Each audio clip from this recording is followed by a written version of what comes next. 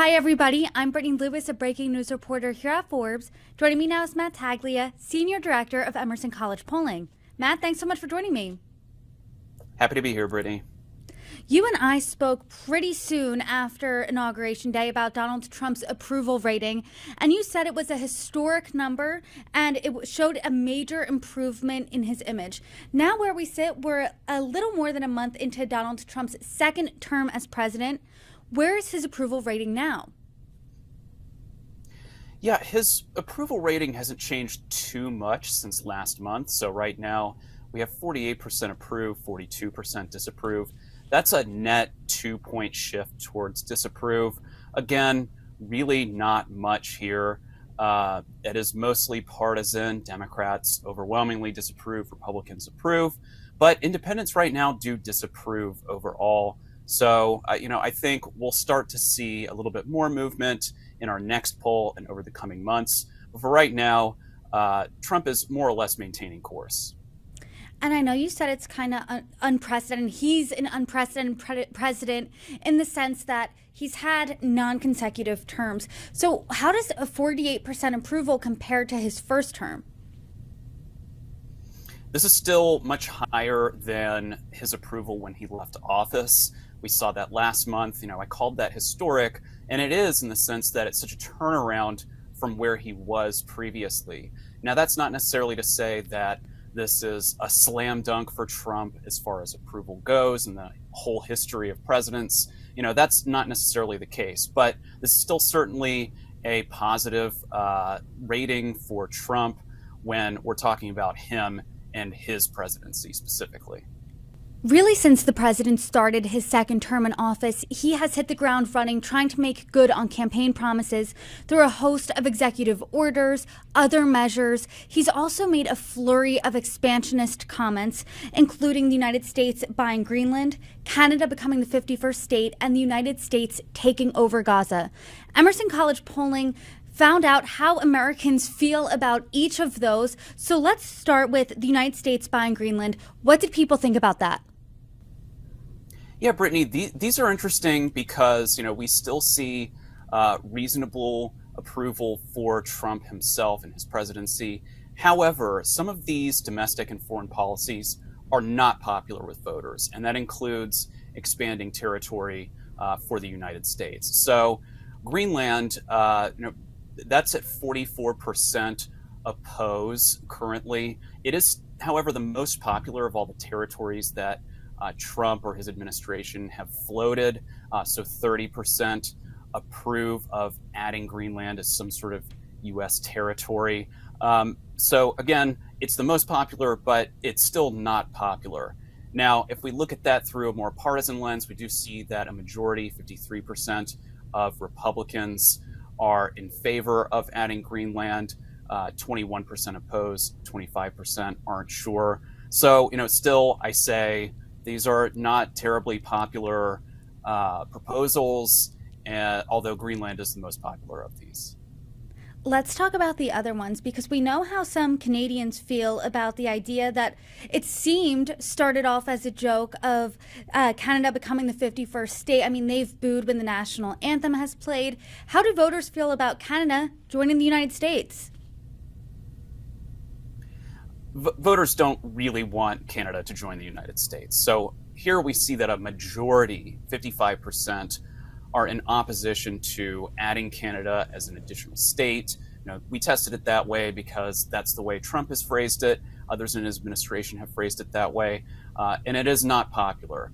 We really don't see any majority support among any party. So yeah, Canada is one of the less popular proposals on the table. Donald Trump also, during his campaign, said that if he were president, he would usher in peace in the Middle East and the war between Israel and Gaza. What was surprising to a lot of experts was Donald Trump saying, hey, the United States should take over Gaza. How do Americans feel about that? And Americans are overwhelmingly not in favor of the U.S. taking over Gaza. In this case, we phrased it as owning, having ownership over Gaza. Again, trying to phrase this in the way that the administration has. So 58% overall are opposed to the U.S. Taking Gaza in some form. We see even a plurality of Republicans are against adding Gaza. 45% are opposed. Just 31% support that hypothetical proposal. So, we look at that as Trump voters as well. So that would include Republicans, some independents, even a few Democrats. That opposition drops only slightly to 41%.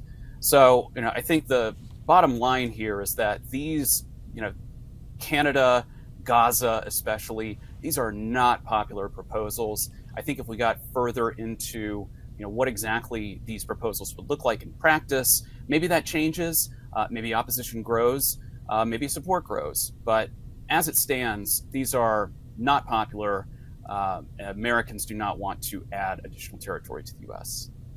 I think that when you're looking at the past month of Donald Trump's second term as president, it would really be impossible to talk about it and not talk about Elon Musk, the world's richest man, because he has really been working side by side. You saw him in interviews with Donald Trump sitting next to him.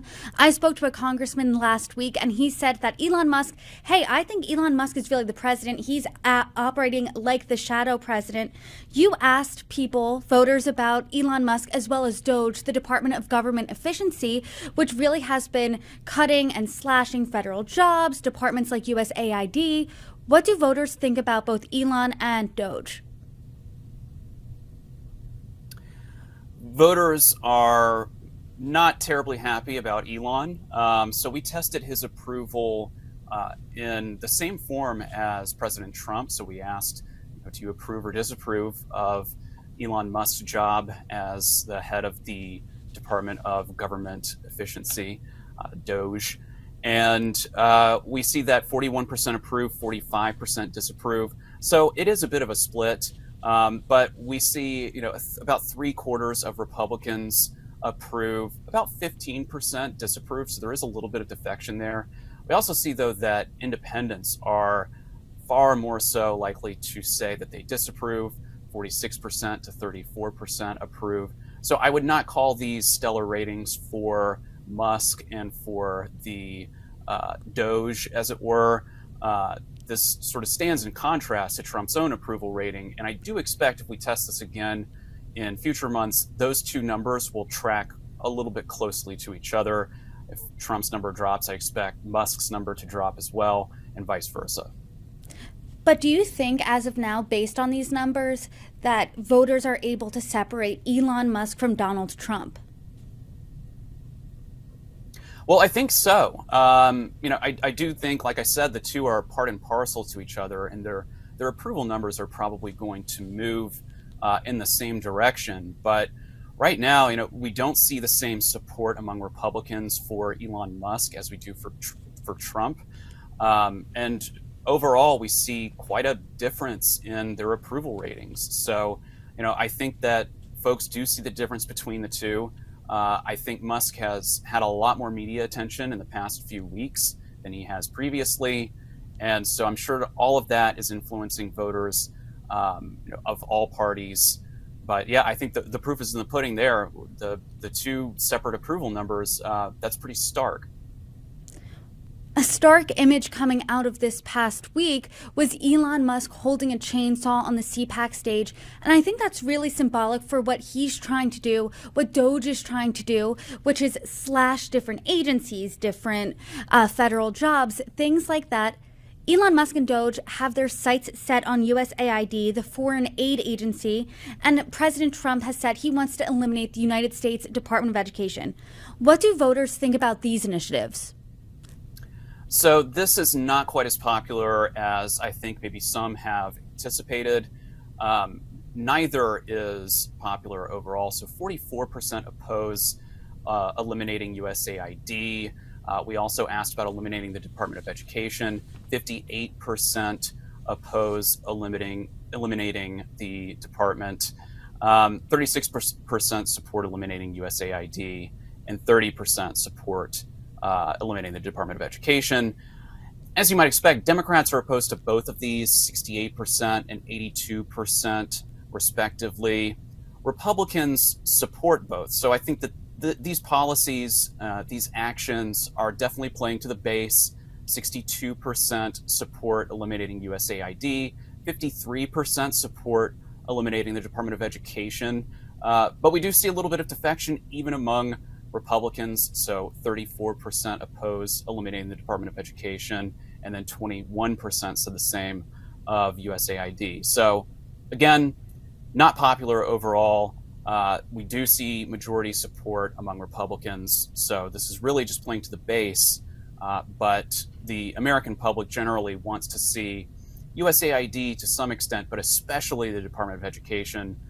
If that ends up on the chopping block, then I think you're going to see some angry folks out there. Matt, I want to switch to something you and I always talk about really for the past year, and that's the economy, because that has been the top issue facing voters of both parties. And since President Trump was on the campaign trail to now, he has talked about tariffs, he has threatened tariffs, he's promised tariffs. He's almost started trade wars with our allies. He started a trade war with China. Do voters think tariffs are beneficial to the economy? What did your poll find? And we found that voters are split. So, we asked whether they think that tariffs on other countries help create American jobs or eliminate American jobs. So 39% said that tariffs help create jobs, and 39% said that they eliminate them. 22% said that they think tariffs have no impact. There was a perfect split here between Trump and Harris 2024 voters. 66% of Harris voters said that tariffs eliminate jobs, and 66% of Trump voters say that tariffs help create American jobs. Independents, if you look at them, 39% say they eliminate jobs, 31% say that they help create American jobs. So I think it's kind of a wash here. I think that we do need to see sort of the effects of tariffs. We've only had limited tariffs actually go into any sort of effect since Trump has taken office.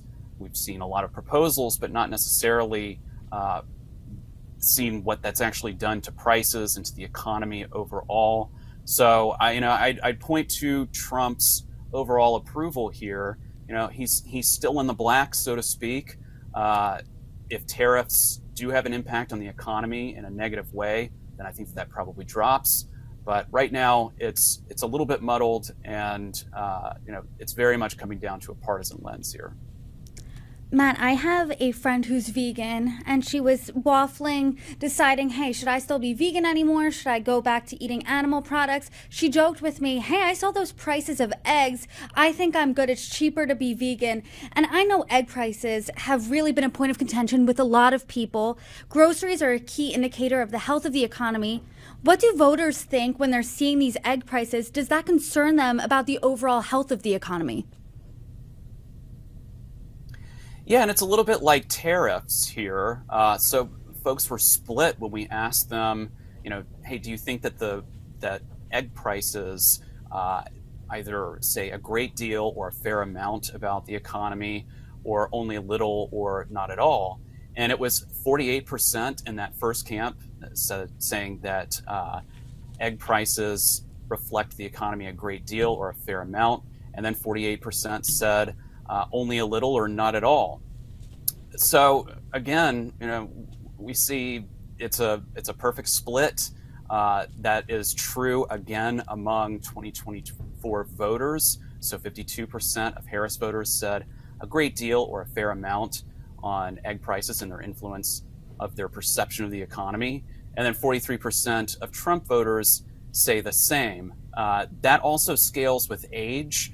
So younger voters are more likely to correlate the two. So in other words, I think young voters see the price of eggs and they see it rising and they think, hey, I think the economy is doing a little bit worse than it was a few months ago when egg prices weren't this high.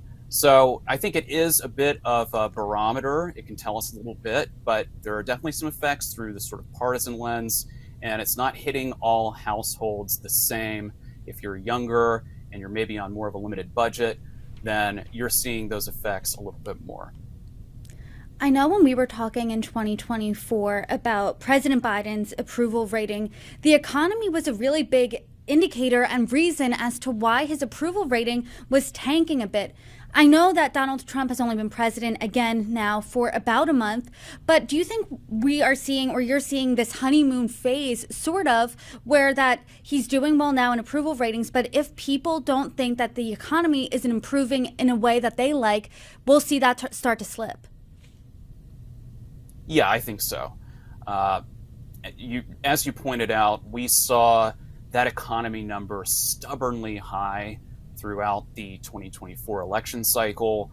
Folks were very clearly concerned about inflation, and then to some extent, especially for younger voters, the cost of housing. And I think that really hurt President Biden's approval numbers, and eventually, potentially the Democratic Party as a whole. Vice President Harris and her run, I think a lot of this is tied together. So, we refrain from asking the top issue in this poll. I'm sure that it would have been the economy, as it has for each of the last polls we've done over the past 12 months or so. So I don't expect that number has come down significantly. We've not really seen many changes in inflation, at least no good news. So yeah, I think that the two are going to be pretty closely tied. And in fact, I would go so far to say that if inflation and the cost of living don't come down at least a little bit over the next few months, then President Trump is likely going to see that approval rating drop a bit. And that's just based on what we saw with President Biden. And I think it's reasonable to conclude that he'll have to act here if he wants to keep his approval rating where it is. When you're looking at these numbers a month into President Trump's second term, does anything really surprise you? Are there any new patterns that you're seeing? What read tea leaves for us? What takeaways do you have? Well, I am surprised to see that independents seem to be souring a little bit on President Trump. If I were him, that's one number that I'd want to keep an eye on. Now, I know that he is not up for any type of reelection, but I think overall you do want to keep that sort of middle satisfied. And the fact that we're seeing that number underwater, I think that could be a sign of what's to come. Again, if things don't change with the economy and with inflation sometime soon, that would certainly be a concern. And otherwise, it's very similar to what we've seen in the past. It's extremely split under a partisan lens. You look at the 2024 vote vote recall that we ask, and that's very much split along ideological lines. So there's not much that has changed since President Trump has taken office. If he wants to try to unite the country a little bit more, then I think he might need to back off some of these more controversial policies. I was surprised to see that USAID and the Department of Education, that the elimination of those departments was so unpopular. Again, that was a bit of a surprise. I think a lot of folks are on board with government efficiency, but it seems they are not necessarily willing to say goodbye to these departments, full stop. Matt, per usual, I appreciate all your insights, all the data you have for Emerson College polling. Thank you so much. I'm already looking forward to our next conversation. So am I. Thanks so much, Brittany.